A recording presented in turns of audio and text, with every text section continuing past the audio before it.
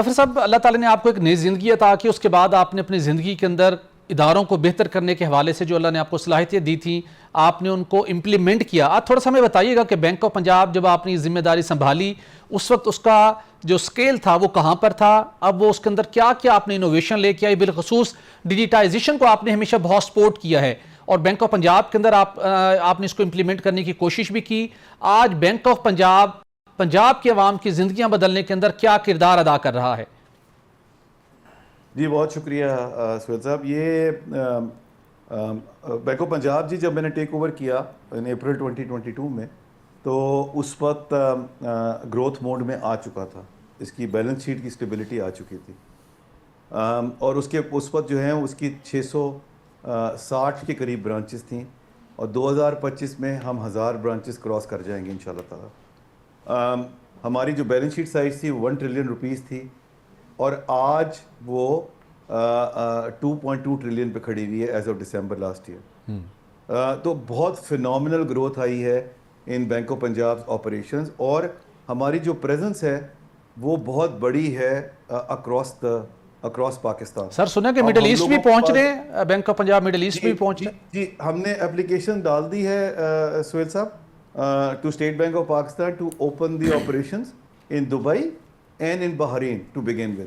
اور بحرین کی مارکیٹ بڑی ضروری مارکیٹ ہے، کیونکہ وہ آپ کو پتہ ہے اس کی پراکسیمٹی ہے سعودی عربیہ سے۔ Saudi Arabia is opening up, it's a big opportunity across the world, and we want to capitalise on that opportunity through Bahrain office.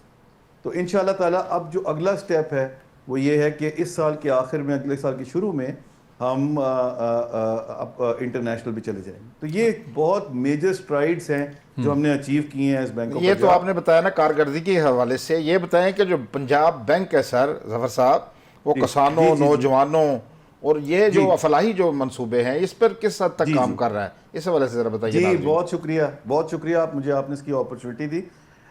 دیکھیے اس میں ہم لوگ جب میں نے ٹیک اوور کیا ہے تو اس وقت تک ہم لوگ اتنا زیادہ ایگریکلچر اور ایس ایم ای بزنس میں ایکٹیو نہیں تھے، نہ ٹیکنالوجی سائٹ پہ تھے۔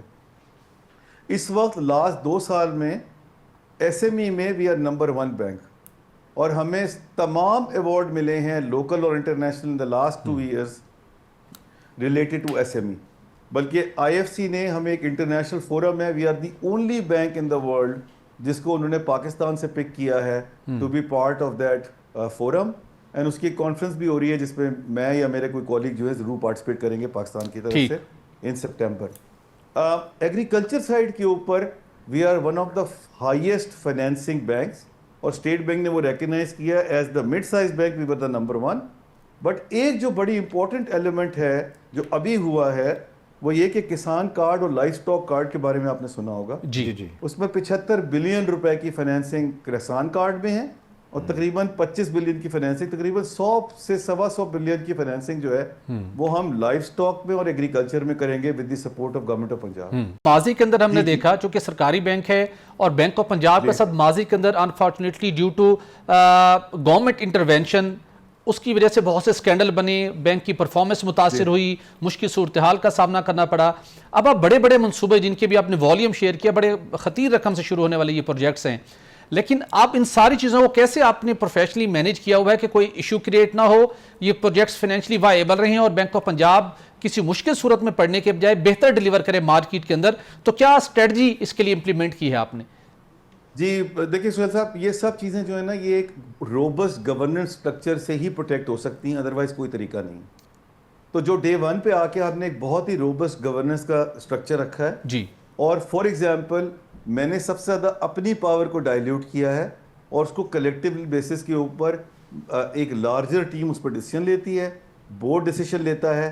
تو کوئی بھی کام ہم ایسا نہیں کر سکتے کہ جس کے اندر ایک کلیکٹیو ڈیسیشن میکنگ نہ ہو، انڈیویجول سے ہٹانا پڑتا ہے، بیکاز ہمارا ڈائلیما یہ رہا ہے گورننس کا کہ ہم انسٹیٹیوشنلائزیشن سے ہٹ کے انڈیویجول کے اوپر چلے جاتے ہیں۔ پوری میری کوشش یہ رہی ہے کہ کس طرح ہم پورا اپنا ڈیسیشن میکنگ کا سسٹم جو ہے اس کو انسٹیٹیوشنلائز کر دیں اور انڈیویجول سے وہ ہٹ جائے۔ لیکن اس معاملے میں میں ضرور آپ سے یہ کہنا چاہوں گا کہ the credit goes to the provincial bureaucracy and the provincial political leadership. اگر ان کا ریزالو نہیں ہوتا اور وہ کمیٹڈ نہیں ہوتے گڈ گورننس کے ساتھ تو کمپرومائز آتے ہیں.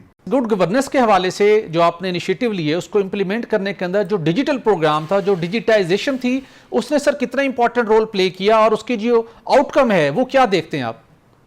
بہت ضروری عمل تھا وہ.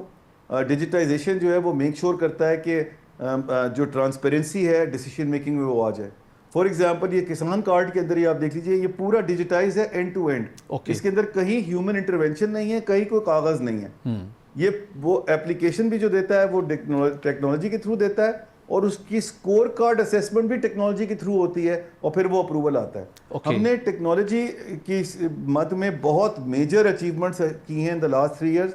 ہم نے کریڈٹ کارڈ لانچ کیا ہے, ہم نے ایکوائرنگ بزنس لانچ کیا ہے, ہم نے اپنی ایپ جو ہے اس کو اپ گریڈ کیا ہے, ہم نے 1 ملین کنزیومر کو ڈیجیٹل احاطے میں لے کے آئے ہیں.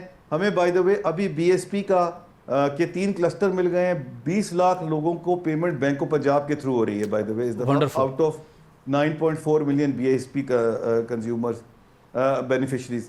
جو PSPA ہے وہ ہمیشہ سے ہم کرتے رہے ہیں, وہ بھی تقریباً 15 سے 20 لاکھ کے درمیان وہ ہیں.